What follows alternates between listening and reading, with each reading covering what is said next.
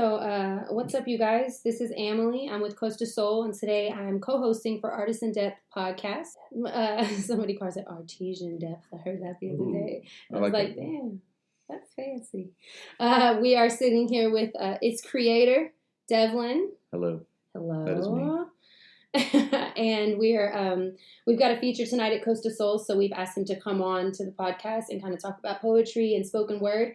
Omer Ahmed. Thank you for having me. Thank you for coming, and thank you for being accompanied by Sofia Emile. She's been one of our features as well, and is one of your biggest fans. I would say, dare I say, your biggest fan. Yes. So I thought it was a really exciting opportunity to get her in here. The surprise didn't go over as well. That's cool. I guess we could get kicked off with, I met you through Right About Now. I can't remember if I met you coming to Coast to Soul first or me coming there. The first time I met you was at Right About Now. Okay. You were like rocking off your medication. Oh. And this was during... the lake thing. Yeah. That was during the semifinals for the team. And I remember you had asked me like if I wanted to feature that day. And I said, absolutely not, because I just did not. I think I do remember that whatsoever. I couldn't remember if I approached you here or there, but that sounds like me. I'm abrasive. Well attended. Thank you for that, though, because otherwise, I guarantee you, I would not have done a feature anywhere unless. Or thought about it. I definitely thought about it. That's why I wouldn't do it. Hey, sometimes we get. So was that a year ago? Yeah, and here we are. You're finally doing it. Thank you so much. That's exciting. I've been watching you at Right About Now for, I guess, a year, a little over it now, and so many nows in that. Goodness gracious. I'm really against that as a writer. But, and I feel like you are evolving into a lot of different things. You've kind of switched, not subjects necessarily, but the way you were writing when I first heard you and saw you performing spoken word has definitely transitioned to something else. You explore a lot of options lately with your writing, and I feel like there's a reason for that shift. I do. Part of it is because I usually compete in competitive slam and spoken word. There's this pressure for you to win, and I am the least competitive person in the world. I really hate competition, and I feel like if I focus on the competition, because there are days I want to win, I'll end up using the same pieces over and over again, and I want to push myself to create new things. And so that's part of why I'm always trying to do something new. And the other reason is just certain subjects wear you out. Sure. So after I had gotten back from competing in the National Poetry Final or Championships, and I made it to semifinals, when I got back, I was so done with the sad and morose poems and poems about death. I wanted to write nothing except for joyful poems. And I love that. I love it too. It turns out writing happy things makes you feel happier. Who would have thought? I think it's imperative to channel all spectrums of whatever's going on inside. How did you come across Right About Now? For poetry and spoken word. Well, for writing, I've always been writing, just all my life. Not well, but there were words on the page. You have to learn the art. It's an art. But as far as coming across Right About Now, it was almost by chance. I love Avant-Garde, which is where they host Shout Right out About Avant-Garde. Now. Shout out Mariana.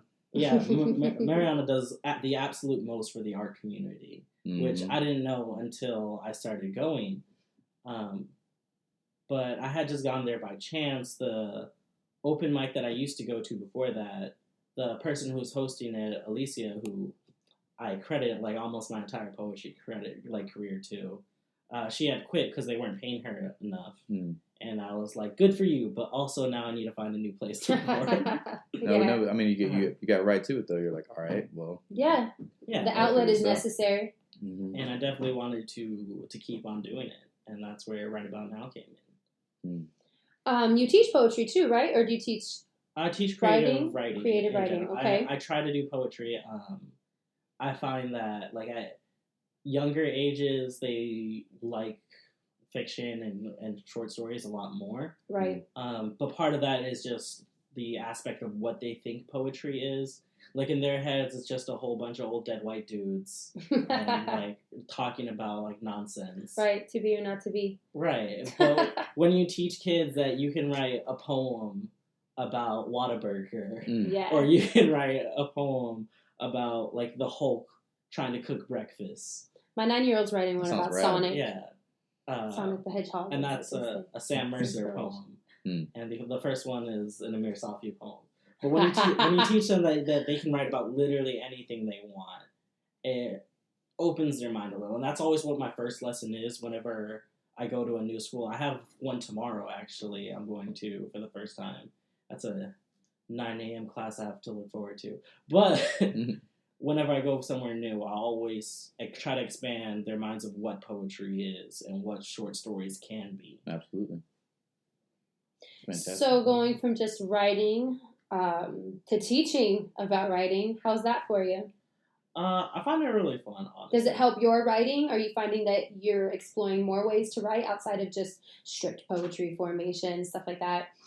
Well, I Considering find kids and all the stories at a young age you mentioned. Yeah, it's actually enticing me to go back to writing fiction, which Cool. I've been doing in my poetry recently. I really wanted to combine those two forms. Teaching poetry and teaching creative writing hasn't been too difficult just because I've been working in education even before I started creative writing. I used to teach science and robotics and fencing for some reason. That's cool. Have you seen him fence? I wish I had. Oh my gosh, I feel like I need to like duel you. Oh no, I have no idea how to fence. They just let me teach it. It was hilarious. All right. Speaks Hey, so highly of our school system. I'm still gonna take that as like a front though, because if you pull out a sword, I'm gonna be terrified. Yeah. Because you tell me you taught it, I'm like, hey, You back that you up. got it. You got me. I don't know. That's Anything that's else really... interesting you've taught? Yeah. Ooh. Battle axe throwing. Nothing that comes to mind. Math as well. Like people don't expect me to have tutored or taught math, just because when you think creative writing, math is like on the opposite side of everyone's mind. But that's what I'm actually going to school for. Not currently, but I'll go back. Hey, math can be fun though. I feel like there's a compulsion. I'm really good at math. Yeah. And I feel like there's something satisfying about things that are definite, like there's a formula, you can figure it out. I feel like that's very heavily correlated to writing. It's a formula, you figure it out, makes your brain feel good. And I also think people who are just like super anal or a CD or a particular way of, how they approach everything in life can make those two things go hand in hand. I'm not surprised you teach math. Are you? 100%. I'm terrible at that. I just enjoy it for some reason. But originally I was going to go to school for engineering, but no. That's an absolute no for me. Not something you're passionate about? It's not something I'm passionate about, and it's not the type of people I want to be around for the most part. There are a few gems in there, but it's like the field is just so competitive, and that's just a very big turnoff for me. Like I've never. You mentioned you're not competitive. A competitive person. It's not happening. Even though you win things, you win poetry things. I do, but it's by accident, Like, even though you're not competitive, how does it feel when you win? It feels good. Okay. Yeah. And it's just how it is, But it's not something you like push for every time. I push to beat myself and to do better than I've been doing before. The problem with being competitive and wanting to win too much is when other people are performing, you get in this mindset where you're like, okay, I need them to get this amount of points and make sure they don't do that well. And that's just a really negative and toxic mindset to be in, to want your own peers and your friends to do horrible or do worse than you. Yeah. It's not a place I like to go. I'm not going to lie. My head does go there sometimes. Sure. And it's just something I've been trying to avoid doing. So that's a really cool way to look at it, because really it's not about who, it's like not really about who wins, but it's about, who really puts their best foot forward, and, whoever comes out on top. That's just the way it is. It's not because, it's not to say I'm better than this person, I should have won. It's like, well, I'm gonna go out there, do my best. I'm gonna enjoy myself and have fun. And if you happen and to win, support everybody. if you happen to else, win, yeah. you happen to win. But I think it's really better just to love what you do and just enjoy being there with so many other talented people and like really get in there. Because I learn the most whenever I lose. Absolutely. And I don't even really consider it losing. I consider when I lose, I kind of win a little bit because then I get to really see like where I messed up and I could see where other people prevailed, and that's how you learn those lessons. That's how I've always learned lessons because I didn't grow up winning many things as a kid. So I was, I just listened to metal music and skateboard, I kind of kept it myself. That's a win, dude. Exactly. I didn't know it at the time, but it was because, I got to know myself very well. And I think that's something that a lot of people miss out on. Yeah, For entire definitely. lifetimes. Yeah. And I think that's something that really helped me was just kind of like losing and just being with my family and myself. And just Trial and error. Yeah, just trial and error because, a lot of people nowadays are too afraid to try anything. No shit. And I'd rather, super cliche, but I'd rather try and fail than not do it at all. Put yourself out there. Yeah, just say you did it. Just go out there and get the experience because why not? Like podcasts and because stuff. People are striving to be the best they can be and reach their end goals, whatever they are. But if you're not trying and failing and learning from those failures, then you're not doing the best you can to learn as much as you can to get to that spot you want to be. That's how I feel. Yeah, not only that, but you start to become stagnant. Yeah. And complacent, yeah. And that's just a terrifying position to be in. Yeah. Because when you're stagnant, you're not just staying where you are. You're going back a little bit just because you're getting used to the things where they are. Mm-hmm. And it'll get to a point where your skills start to not be as sharp. Settling. Just sit there and it's because I think it's a constant thing because even. God, what did my grandpa always say? Even if you put he was talking about his pocket knife. If you leave a knife outside, even if you let it down and don't use it, it'll still get dull. You know what I mean? So just because you get sharp for a second, you'll still, if you become stagnant, you'll still wear just by the natural time. You always need to sharpen. You always need to stay sharp. Stay sharp and keep, just keep making yourself better. Why not? If you're really trying to get to that. If you're really trying to get higher and trying to achieve, if you're not trying to do anything with it, cool. But whatever you're focusing on, everything's a learning process. Absolutely. People are always like, "You write so well," and I'm like, "I've really put a work into that," and I actually don't. Yeah. And my husband, he paints, and people are like, "How'd you learn to draw like that?" He's like, "I taught myself, and I practiced a lot." And I know you probably get the same thing with your drawings, like. Yeah, but everybody's got to learn. People have natural talents that you can work on, but I definitely believe people who are the best at what they do, or at least get the most fulfillment out of what they do, passionately speaking, is people who do it often and apply it in everyday life and make a consistent effort to continue adding to it. Mm-hmm. Also, I'm sorry if you can hear my chair. I didn't realize that. It's been happening the whole time. Sponsored by chairs. But that's partially why I'm really thankful that Sofia is always with me, just because I can't be stagnant around her. I'll be sitting down next to her and she'll be like, "Hey, can I read you something I wrote?" And she'll read it. So much you do that and often. I'll be so mad. I'll just be sitting there like, that is the best thing. I have to throw away all my work now because now I have to catch up to you. But really though, I'm the one asking you for prompts and ideas and stuff. So I guess that's our thing. Then we're just kind of constantly How do you guys know each other? So we'll get the introduction thing. High school. Okay. Katie. A long time. Yeah, I think the very first class we had was junior year. We were in a creative writing class. I was going to say, have you always written too? Yeah, and so that was so junior year, and then basically we've known each other ever since. Very cool. Partners in crime. Literary crime. Well, speaking of both of y'all having some pieces. Yeah. Do you guys want to jump into one? Anybody first? She can go first. Oh, I knew that was coming. Oh, well, I mean, it's due, especially because you featured for us and you haven't done this yet, so that'd be exciting. All right, yeah, excited. And you can. Yeah, whenever you're ready. Okay. And this one I actually read for my future, but sweet. Yeah, about. I've spent the last 6 days trying to write this poem. This poem about self-love. Draft 1. A list poem of things that make me feel good. Add a twist by saying sometimes feeling good isn't the same thing as loving yourself. Sometimes feeling good just means you haven't found the next thing to blame yourself for.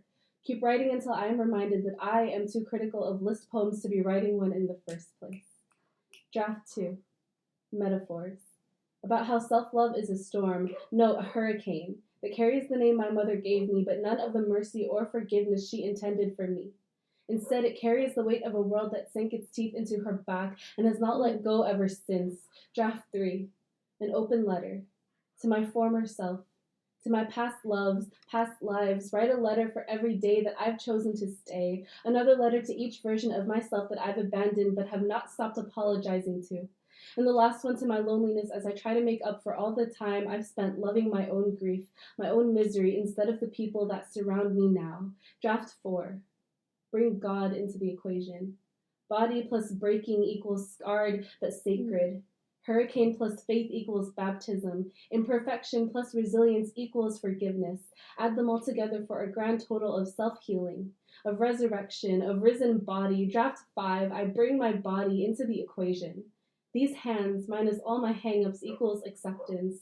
Mouth plus metaphor equals net worth. Skin divided by ocean equals home, equals heritage, equals here I stand because of those who stood before me. Prove to me there is truly love after death. Draft 6. Bring it back to the list poem. Write the never-ending list until it becomes less poem and more nonsense, until I am reminded of why I am too critical of list poems to be writing one in the first place. It's not because they are terrible, but because I've never been good at writing them myself. I always end up just trying too hard. Draft 7. Epiphany. I have been too critical of self-love to be writing about it in the first place. It's not because it is a terrible thing, but because I've never been good at practicing it myself. I always end up just trying too hard. But I'm learning now. I don't always have to try so hard to love myself, just as long as I never stop trying.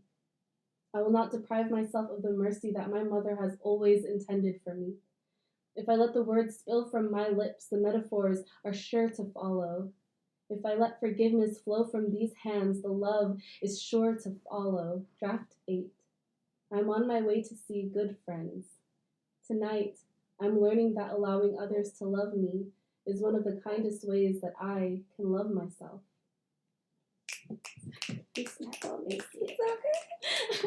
I'm telling you, every time I just like fangirl out on people. I'm like, Thank you. you're very welcome. Girl, plug your book, plug your Instagram. She wrote that in all of like 30 seconds. I believe did it. not. This is why I don't feature for places. I just like, let y'all come on, because I'm not writing that good. If you heard the poem, it said it took me 6 days. So, Oh. I'm just kidding. I think it just sounds good. Like people just drop in those kinds of things.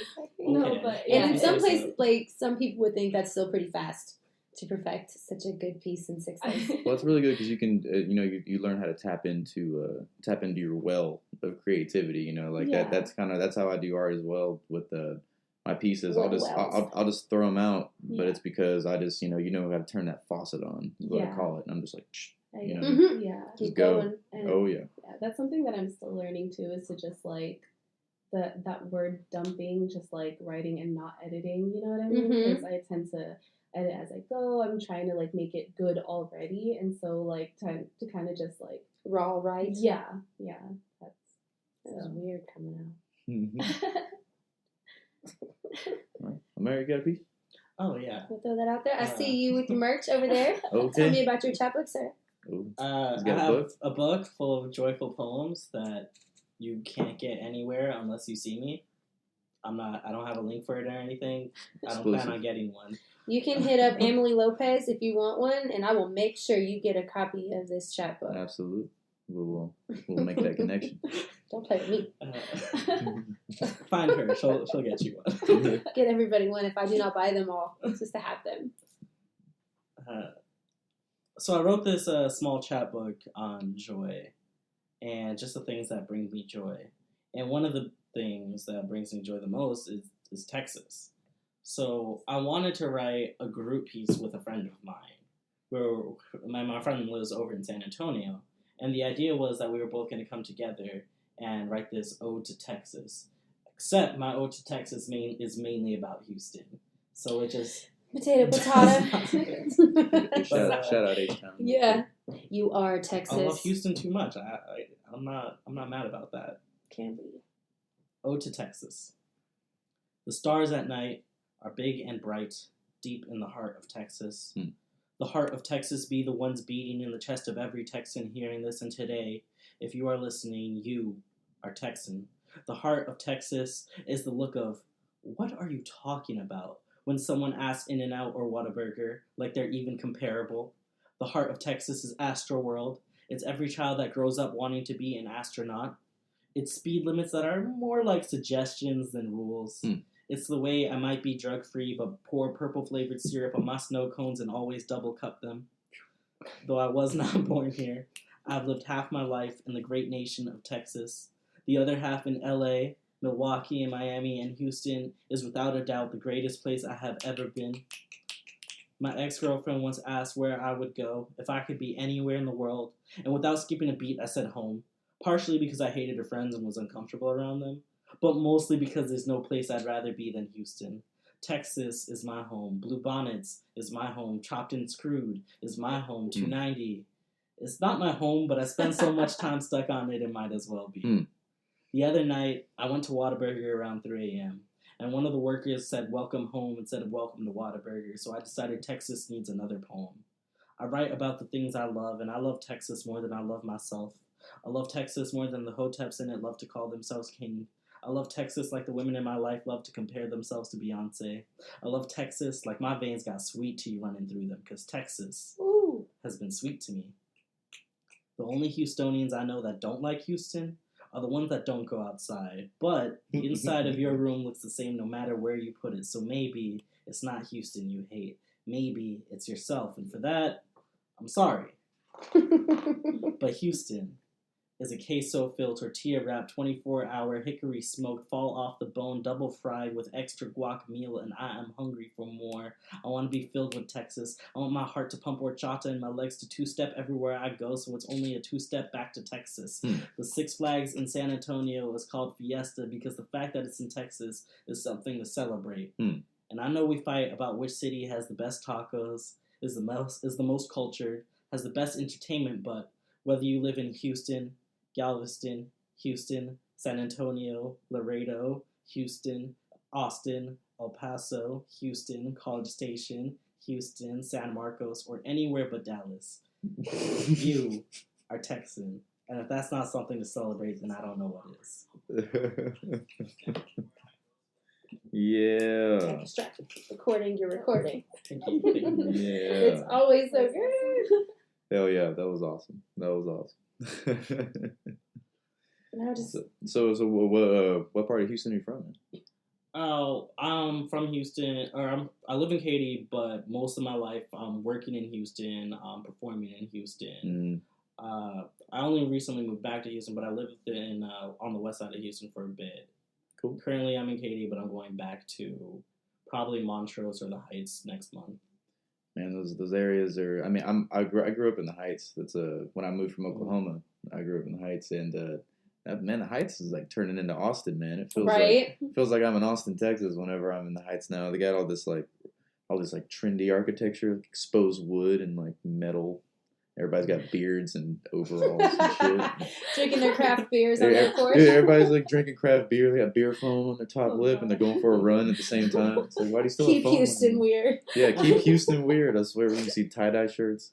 I like that though. Anywhere you see people running outside, you know it's safe. Yeah, but exactly. But the thing about Houston, I've always loved the most. I've noticed since I moved there is just how multicultural it is, and how you can just experience meeting many different people from all over the world in Houston. Like I had, especially when I was, I ended up going to a private school for a little bit because my mom was like terrified to put me in Houston public schools for a long time.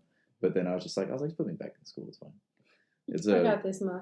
But it was really cool because just in those one areas I was at, like we had multiple kids that were a lot of foreign exchange students, and then also at U of H, which was, I think it's now the number 2, maybe the number 3 most diverse college in the U.S. It was number 1 for like a short little minute there. I don't know. You really keep up with them stats. Yeah, well, I've always paid attention just to the diversity of Yeah. Houston, and just how it's evolving. yeah, and just different changing. parts of town you go to, and then like the food, man. If you want any kind of food in the world you want, you can find it in Houston somewhere. I'm about it. Somewhere. I'm so hungry. Like it took me forever to find some good falafel, but there's this tiny little place that from the outside you'd be like, they sell drugs in there, but you're like, no, just go in. They have great falafel. Falafel. You go in there, and it's great. It's fantastic. And but that's my favorite part about Houston. Yeah, it's the drugs, you know. The drugs. The That's it. falafel that is like drugs. Yes, the falafel is like drugs. It's Extreme. delicious. Only in Houston. Yeah. Y'all can't see it, but they're putting air quotes up when they say like drugs. Yes. Yeah. Like we're winking at the microphone too. I'm just thinking about dusty ass falafel. Falafels? Falafels. Falafel. Are they powdered? Powdered falafel. Mm-hmm. You know what I'm talking about? Absolutely not. No. Shut up, really? I have no idea. I've heard like little deep fried falafel balls, all kinds of. Well, you falafel fry them things. and then there's Is the powder you're talking about salt? Because kind of powder. The talcum. falafel. Baby No, powder. you let me Google this and we're gonna come back to it. Maybe powdered sugar. but when you're wrong, you're probably gonna feel awful. No, it's like Ooh. seasoning. It's like you can go to different places and they fry them and they put like this. It's like something sweet that you I'll make get you that great be at- powdered with sugar. What'd you say? Don't worry about it. It's fine. I'm only here. I only hear certain things. I'm looking for this like He's- spice. Should I have said spiced falafel? No, you Would you have said felt you're better? gonna feel awful about it. Woo! I'm slapping my knee on the table. Just write a poem. You just write a little hate poem like you do and give it to me. That's awesome. That's so funny. So what was one of the main things that kept you inspired to keep going with poetry? I wouldn't, as opposed to things, I'd say people. Yeah. Besides Sofia, who's like constantly like competition in everything I do. That's great. The two people that I'd have to shout out is Christopher Diaz. Uh-huh. I would not be doing this if it wasn't for him. The first day I ever competed, I got absolutely terrible scores. Like, why am I even here? Why am I even doing this type of scores? Yeah. And I was just going to go home and call it quits. But, you know, without even knowing who I was at the time, he just came up to me and was like, hey, you know, I love your writing. You're doing a great job. But if you want to improve, just keep on coming back. It's the only way to get better. Yeah. And so I kept doing that. And if anything, I would say Christopher Diaz is the momentum to my writing. Whereas my other friend, Ayakunle Falomo, is the direction, is the vector. And every conversation I have with him just makes me feel just intellectually inferior to him. It's But just magically compelling, inferior. I go home and I just feel like I need to think about everything he said. And it just gives birth to so many of my poems, every conversation I have with him. Especially a lot of, because Ayakunle mainly writes on the topic of Black Death. And for me, that was one of the topics I got exhausted with during August. I had written about it so much, and it's a very draining topic. And usually, I mean, it feels almost irresponsible to not talk about it anymore. But because I had people like Ayakunle, I knew I could take a break from it and write about joy instead. But I went to a reading by Claudia Rankine with him. And in that reading, she's talking about, you know, Black Death and the way that we see it in the media, and as well as Black artists. And when it comes to Black artists writing or painting or doing anything involved with Black Death, we have to think about, you know, the demographic of people who are buying the art. And usually when it comes to high-priced art, the demographic is white people, which means, in a way, we're selling Black Death to them. So I sat with that thought after this reading with him, and we were talking about it. And one of the conclusions I came to is there's no problem with Black Death in America. Everyone dies. The problem is with the people murdering them, right? It's with the police brutality that we see. If you think about any of the names, because we know all the names, the Trayvon Martins and the Eric Garners, but we don't know the police officers. We never remember their names. We don't retain that information. And the problem with that is we often see ourselves as victims because we're portrayed as victims. Whereas, the people that are causing it aren't seen, they're not labeled, right? We don't have that mental image of them. And the only police officer that we do know, like by name, is Zimmerman, and that's only because he was displayed as Mexican when the media first started talking about him. Mm-hmm. And that's heavily affected the way that I talk about colored people in my own poems. Both my parents were born in Africa, and for me, because I'm not the descendant of African slaves, I have a very unique place in the way that I talk about it, because whereas I might not have that history, I do have that same danger that I have to carry around me when I think about how I interact with other people. Because there's no detector of where you're from or who was you born. People don't have that radar built into them. And I'm not going to send any of my DNA to any DNA tests. I know where my parents are from. I know who I am. And that's something that I sit with and something I have to think about in my own writing. I think it's very important for everyone to know what they can and can't write. And for me, I've always only specifically wrote about my own experiences in my writing. I don't think there's a problem with writing to a larger perspective or doing a persona poem on the subjects, but for me specifically, that's not something I'm comfortable with in my own writing. Man, it's very well put. Thank you. That's awesome. I feel like it's definitely difficult to do translation writing when you haven't experienced something. You don't have anywhere to come from someone else's perception or whatever the situation is. And I think more often times than not, when people try to do that, unless they're like really experienced writers, like that's something they do and it's obvious and it's well put together and they really like research characters, so to speak, considering they haven't experienced it. But I most definitely can't write anything that I haven't been in. And I think even when I've tried to touch on it before I've gone anywhere else with it, reading it myself, I'm like, no, that's not right. It never feels right. It just never feels like something you can execute accordingly and comfortably. And I think it's important to trust that gut feeling. When you're writing about something and you're not necessarily sure if it feels authentic to yourself.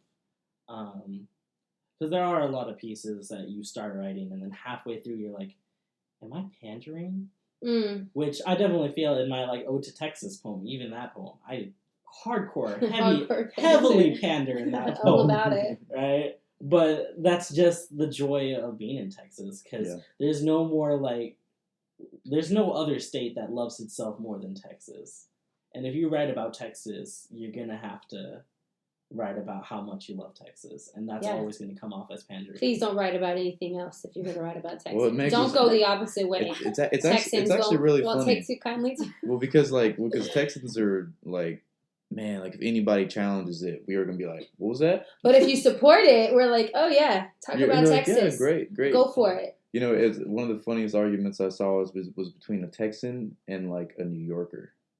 Yeah. Oh, they were like all about state pride, but they were going in.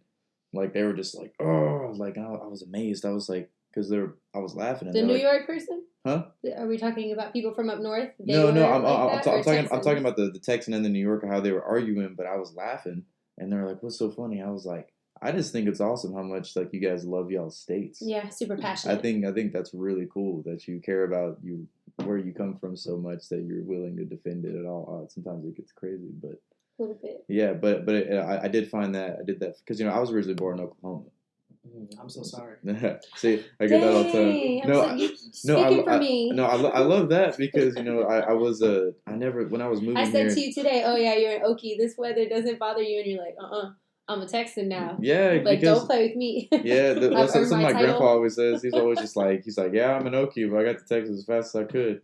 But I moved here in third grade, and I was like terrified of it, and I was freaking out. But oh dude, why? Because I was from like a town of 500 people, and I moved to Houston. That's like polar opposites. Yeah. But I moved there, and it was real challenging at first. I had a hard time in public school and elementary. That's why my mom like put me in private for a little bit. But then for the rest of high school, I was like, I just want to go back to public school. Because private school is like ridiculous.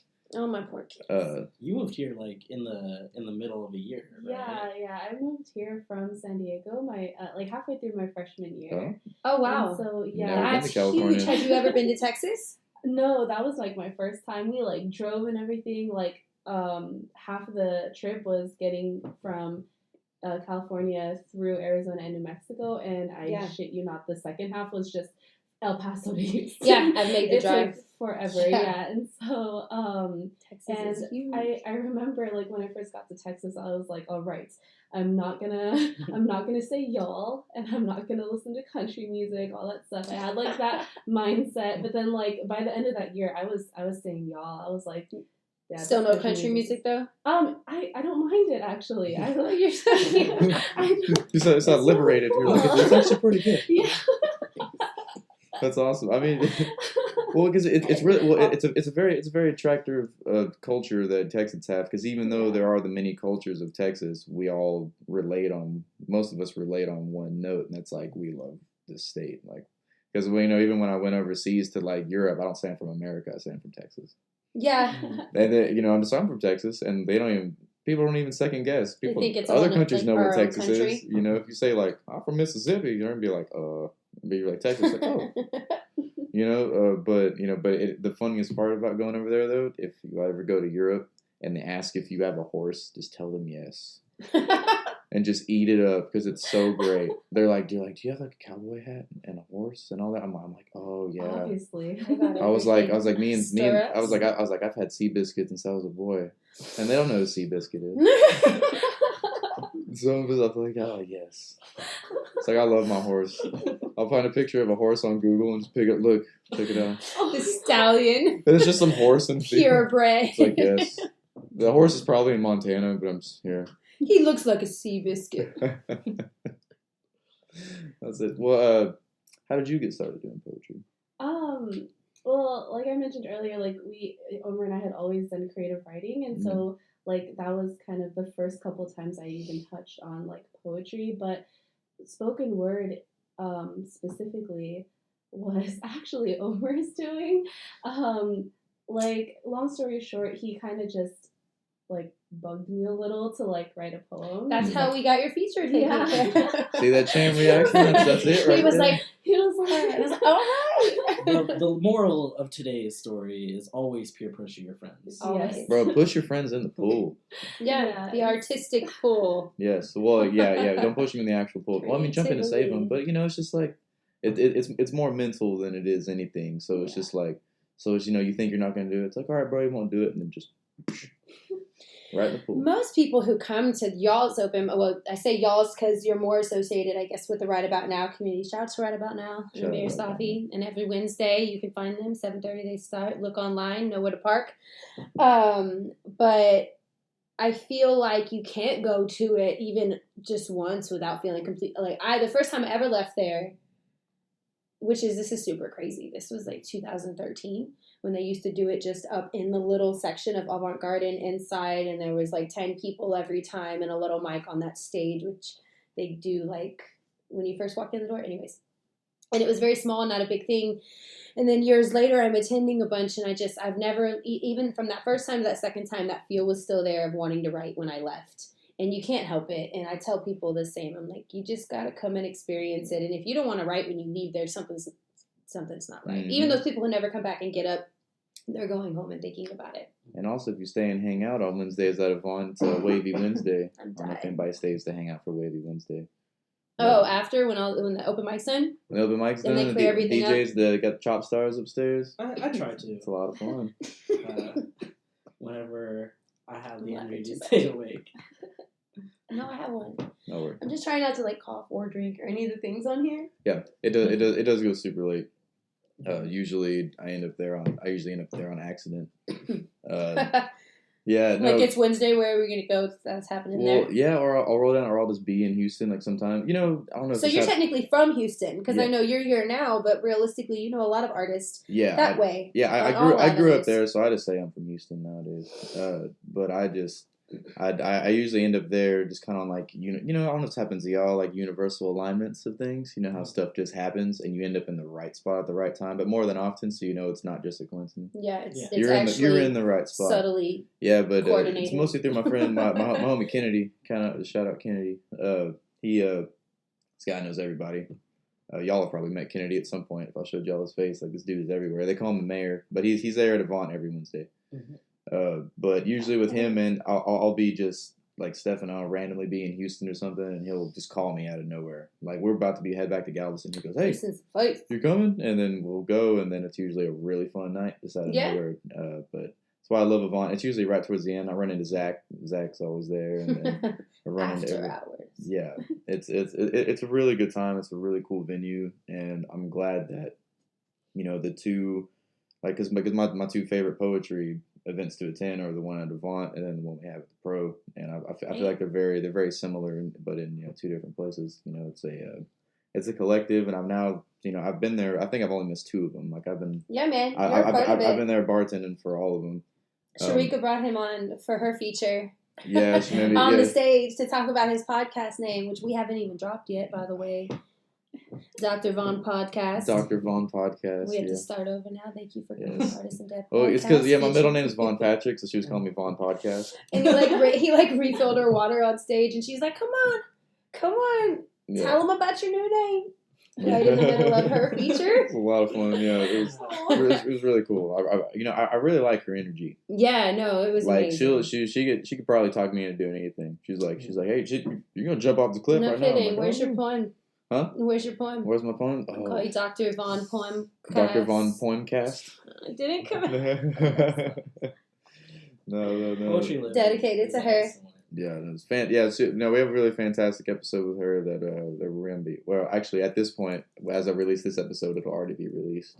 Yay. Go check it out on Spotify. I'm talking in the future right now. No, but it was really good energy, and she's also on that phase of like, because she had, and this is actually leading up to a question I want to ask y'all. Just kind of my closing question for all my guests, but. What I like about her mentality is she stopped for a long time. Like she did poetry at first, but then, she kind of had a hiatus there for a minute. And then just by, just random circumstance, she got back into it and she came back harder than ever, and now she's taking it real serious and she's doing great with it. And that is really inspiring. She just jumped in there and, she's got her husband supporting her and her family's behind her all the way and her kids are behind her. And oh yeah, I made that sign for him. Yeah, that sign's his for phone, Donald. His phone kept going off the whole episode, so I made that sign. There's no one more supportive than Poetry Live's husband. Dude, his glitter shirt coming in, repping strong. Bro, I love them. He's so ready and he's so stoked, and he is right there. Like even if they get to a venue and it's him and two other people, he's a one man crowd, and he'll keep it going. The best hype. He said him, with the podcast. It was fun. Yeah, he was here. It was awesome. Poetry Live, shout out, girl. Shout out Poetry Live. You get one every time. Absolutely.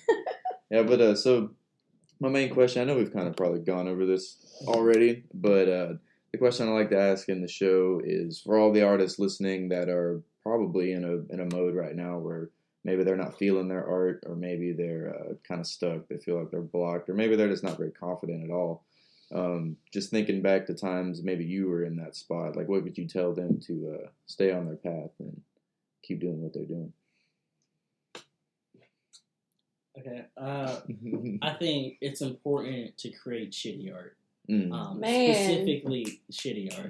Because not every piece you're going to have is going to be amazing. And if you have that expectation that every piece you're creating has to be the absolute best, you are going to hinder yourself and stop yourself from creating everything. So, me personally, I love my shitty poems. Those are my favorite. They're fun. I don't perform them at right about now. But you sound so proud of that. There's a separate open mic I go to, Tintero Projects, which I also love. It's a lot more intimate space. And that's where I read those, which is also anytime somebody mentions me and they know me from there, I'm like, oh no, what do they think of me? But I love having that type of space, and I think it's really important not just to be okay with creating bad art, like so to speak, but it's also important to have a community amongst you, even if it's just a tight knit group of like 1 to 2 people. You have to have people that you're not intimidated by, but you also look up to. Someone you see eye to eye with, that you could show your art to. You can give each other advice. Just people you can grow with. If you're trying to create on your own, it's possible. You can do it, but you're going to have a much more difficult time of it. And I think it's just always important to foster some type of community, no matter what type of art you're creating. I painted for like 4 to 5 years, and I was very stagnant with it. I was always creating, but never improving. And part of that is just one, I didn't seek any technical skills with it. It was a lot more just freehand type stuff. And then 2, I didn't have people that I would necessarily paint with. I didn't have people that I saw eye to eye with that I could create with. And for that reason, like, my own painting ended up stagnating. And I ended up stopping when I got back into writing. And I got into writing very heavily because I have an amazing community with just an abundance of people that I can speak with and share pieces with and I can grow with. So I would say create shitty art and create shitty art with people. Just have fun and have that free expression of, just don't give yourself so many boundaries, If you're gonna, like, run around in circles, learn how to be the best, you gotta be able to trip and fall a couple times, if you don't have a full range of practice. Goes back to that failure aspect. Yep, and also with your environment, you have to have a good soil to grow in, and surround yourself with other people. I also don't think, though, like, when it comes to creating, like, bad art, it's not necessarily failing, because you could come back to it in a year, right? You can take one line from, like, maybe you wrote a terrible song, right? But there's one riff in there that just sounds absolutely immaculate, and you want to take that and put it into something else. Build on it, something else. Right. Constantly dissecting your own stuff, moving things around. Or you can failing. Recreate it entirely. I think one of the best ways to prove to yourself that you've grown is to take one of your older pieces, whether it's a painting, whether it's a song, whether it's a poem, whether it's a short story. Listen to it once, read it once, play it through it once, put it somewhere else, and then try to recreate it from scratch. And if in a period of like 6 months, a year, you will see such an amazing growth in yourself. And that'll just push you to create even more. Absolutely. And there was something I realized in school. So I remember with, like, second time I'm referencing English teachers tonight, but whenever they give you the rough draft, though, like when I was a kid, I used to use my kid smart assness and be like, I don't know if that's a term, but it is now. It is now. But I would be like, they'd be like, you have to do the rough draft, turn that in, and then you have to do the final draft. Yeah. And I'm like, that's so dumb. Why can't we just write the paper once and do it again? But then I started realizing, like, man, that rough draft is crucial because you make that rough draft, and like you said, you read through it, and you're like, oh man, I can change this, and maybe even do that a couple times. And then at a certain point, once you know it enough, put it away, and then or you can redo it.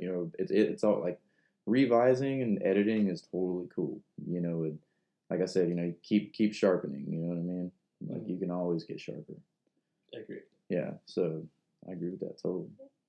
I like what you said about Poetry Lit too. You mentioned that she took a hiatus. I feel that's really common with poets. Yeah, I mean, and it's usually, I could be very wrong, but it's usually like a late middle school, early high school through early adulthood type thing. When I talk to people, I feel like that's kind of a pattern.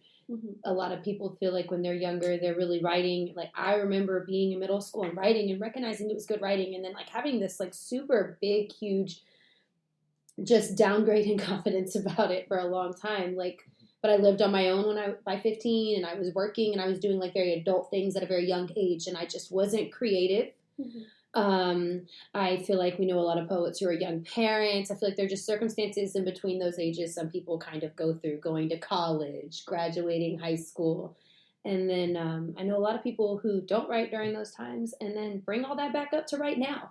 Poetry Live does a lot of that. Mm-hmm. She writes like older things she mentioned and she comes back to visit it. She's going to be all sorts of happy about these plugs. Yeah, you just pick it back up and just pick up something. I mean, if you're trying to practice and you're trying to get sharper, pick it up every day and look at it. But also, take breaks. Yeah, I think it's necessary. Like, I think breaks are really good when you get overloaded, but don't turn a break into a distraction. Mm-hmm. That's what I would say. Especially if you're trying to stay focused. If you feel like you need to take a break, maybe you end up taking a year off. I mean, it's fine. Have you experienced the hiatus? You were going to say? Yeah, like if anything, that would be kind of where I'm coming from, like in terms of like what I would say for like artists and stuff is that it's obviously as artists we feel that our art is who we are, that is our second nature, but at the same time you still have to put yourself first. And I learned that best when I was starting to like really get into my poetry and stuff, and like self-care. Yeah, like I was always under the impression that the writing is the healing, but it's the process. Yeah, but I started to discover kind of later on, I was it's still really tiring, like to have to write about all the heavy stuff and everything. So if you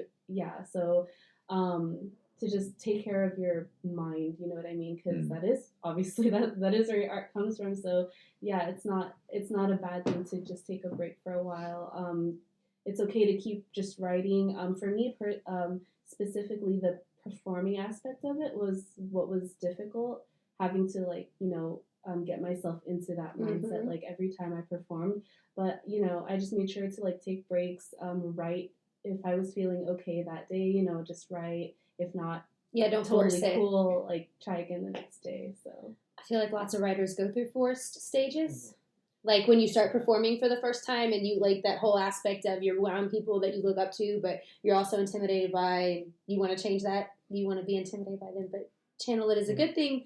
And forced writing is something that I really, I just start doing it a lot. Like that's actually a natural thing for me to do. And I had to realize that I was making myself write at the wrong times, but I felt like I had to like fit it in, and I didn't.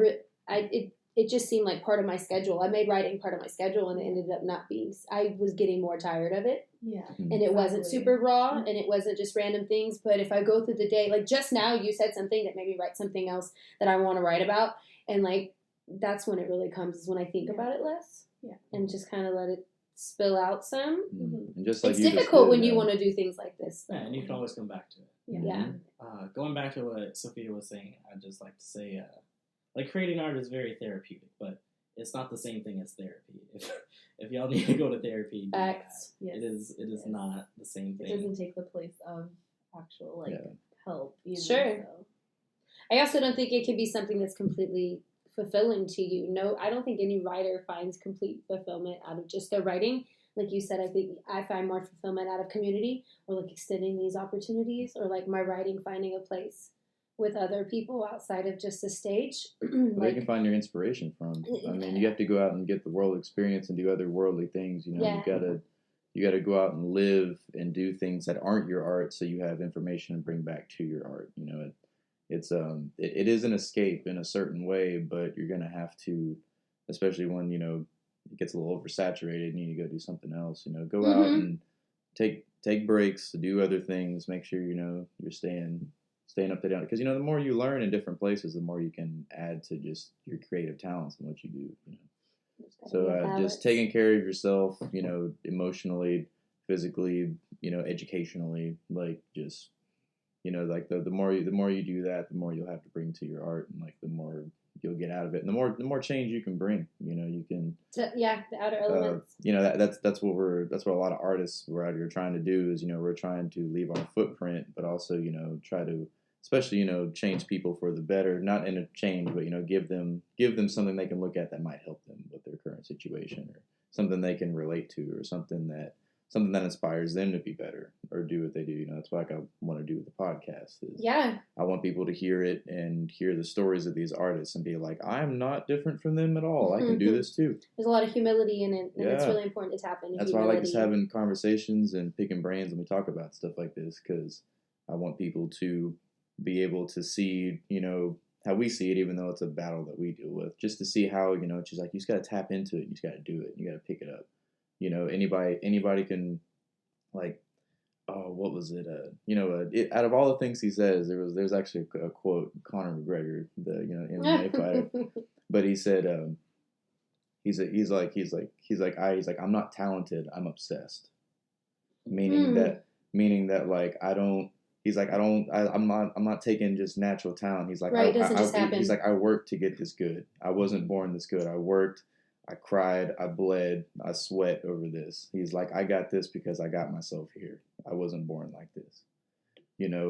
People are born in different situations. It might be a boost, but it's ultimately you that makes you, So the more you practice and the more you stay on it, I think the better you'll be. Just by default. That's not even something that you have to worry about happening. If you stay on top of it, it's going to happen. If you stay on top of, making sure you're taken care of and you take care of your art and you respect your art and, and you feed it like it's a living thing, and you take care of it, just by default, it'll be in better health. I think that's what comes into play with doing things like this, like you were saying, just like contributing to other people. Sometimes I want to just step out of everything, and I can't because I run an entire open mic and so many people's things depend on me. And essentially, though, like, there's something I really get out of it, doing things for other people. Again, my writing just seems to be my writing purpose seems to be more on that side of it. So I'm not writing as much right now, but I'm just surrounded by it, and I'm around the right energy and the right idea of it. And so when I do, I do. If I don't, I don't. And I'm not performing as much, which is super obvious. But I still think like my contribution to it is evolving into whatever it's supposed to be. And if that's strictly for other people right now, that's cool. And if I write better for other people, that's cool. And if, just like I'm sure when you guys write something, it's not necessarily for other people, but as a whole, it's supposed to be a purpose, the wordy purpose. And everybody has elements to that. You guys being here is going to do a lot more than you might realize when people tap into this kind of stuff. And it's just another opportunity. So thank you. I can go ahead and bust that out. Thank you guys for coming. This doesn't happen without people. Yeah, absolutely. Wanting to get in on it. Anytime. Oh, and actually, and before we go, because I know we got the poetry night coming up. I know. Yeah, minutes. We have other things. So, is there where can we find you guys online? Yeah, plugs. Oh, I don't have. You can't. That's my cute. answer. Okay. One day. I don't have anything online. I have an Instagram, Omer.A, but that's it. Perfect. He doesn't put a lot of physical poetry. I've been using it more recently. Okay. Starting to learn how the young kids do. Well, if you need one definite place where you can find them, it's definitely at a Coastal Soul Poetry Night. And Right About Now. Yeah, and at Right About Now at Avant Garden, and that actually happens every week. Yeah. Every Wednesday. Every Wednesday at Avant Garden at 7 p.m. Yes. 7:30 doors open. 8 o'clock the show starts. If you want a seat, I would suggest getting there at 7:30. It gets packed. Yeah, it fills up in there because everybody knows some good shit is yeah, going they down know there. what's happening. I will be there every Wednesday forever. Rain, hail, sleet, any holiday. It's every Wednesday. All right. Loyalty. Do you have anything? Oh shit! No, wait. We're gonna wait. Cause I'm gonna edit that out. Where did you? Where can we find you online? I'm on Instagram at Sofia_Emil. Wonderful. 2 L's. And yeah, Twitter, same name. So yeah. Awesome. And you have a book too? Yeah, I have a chapbook on Amazon. Excellent. Called Palm Road. Oh. Yeah.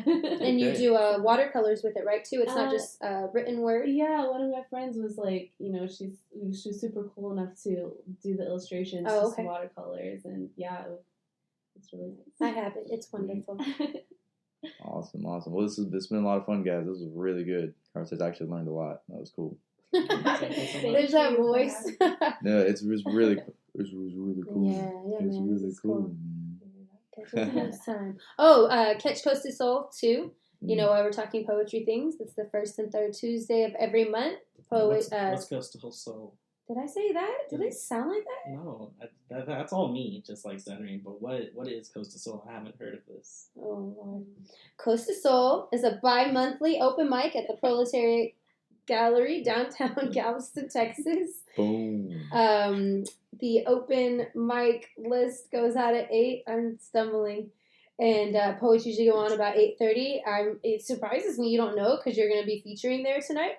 And even though by the time this comes out, your feature will be done, please come and see our other features. The dates run the same. You can catch us on Facebook and Instagram. You can reach out to me, Amalie Lopez, if you're interested in featuring or learning more about where you can go to see different poets. Or, if you want to buy merch, hit me up on the Merch Girl. I'm going to send you to everybody. There you go. All right, y'all. Artisan Depth Podcast. Please like, subscribe, leave us some constructive criticism, if you would. We always love constructive criticism. We do. Trolls, hit us up. Everybody hit us up. We're always down to talk art and everything about it. If you have any artists that you would like to hear featured, please email us at vonpatrickarts@gmail.com. It's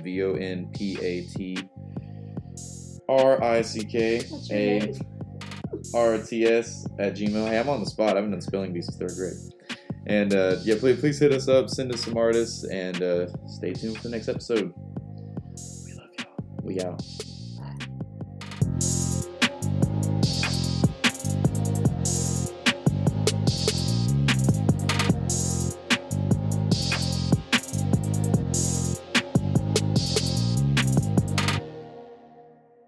You've been listening to the Artisan Depth Podcast, motivating creative minds through artistic exploration. If you like what you're hearing, please be sure to give us a rating or a positive review. And if you'd like to get in touch with us, you can email us at vonpatrickarts@gmail.com. That is VONPATRICK@gmail.com. Thank you very much, and we look forward to talking to you.